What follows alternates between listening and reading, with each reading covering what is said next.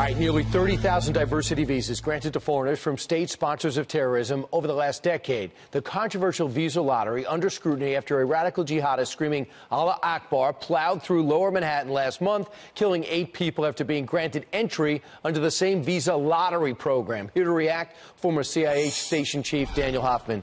Daniel, great to see you. This has been in place since 1990, sponsored by then Congressman Chuck Schumer. Does this keep us safer?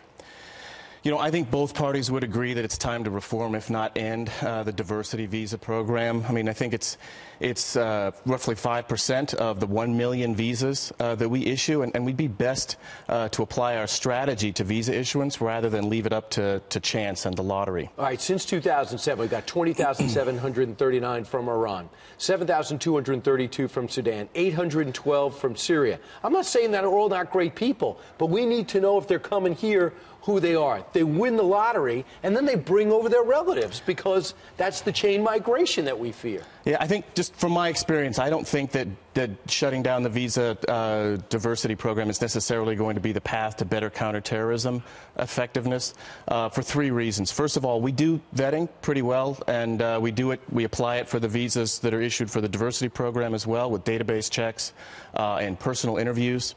And that's important. We also we take a hard look at all these people, and we see that they're immigrants who come to this country. Many of them serve in the military and the intelligence services. I served with lots of them, right, in the CIA and with the military. We just want to make sure who they are, and there's a process to get there. And I'm not too sure this helps us or helps you guys keep us safe. I do, and I just would add one point, which is that to keep our eyes on the ball, it's the ungoverned space we allowed in Iraq and Syria, which was really the lesson from 9/11. It's not just a breeding ground petri dish for radical Islamic extremists who choose to fight there, but it's also a propaganda tool. You're also a cybersecurity expert, and yesterday's stunning news on the NSA first page of the New York Times has been breached, has been hacked. What did we lose? Who did it? Right, so this is from shadow brokers. Many viewers will recall the WannaCry ransomware virus, which was released way back in June of this year, and targeted computers. And at this point, we don't know exactly who is responsible, who are shadow brokers. We believe it's Russia.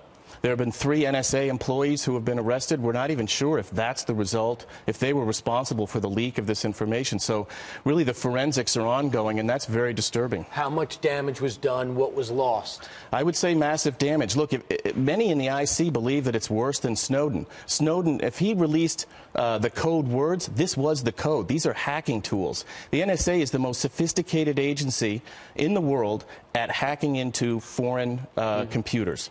And now we've unable to protect our own, which is of concern. I wish that was fake news. It's not. It's real. It happened. Right. Daniel, thanks so much. Appreciate it.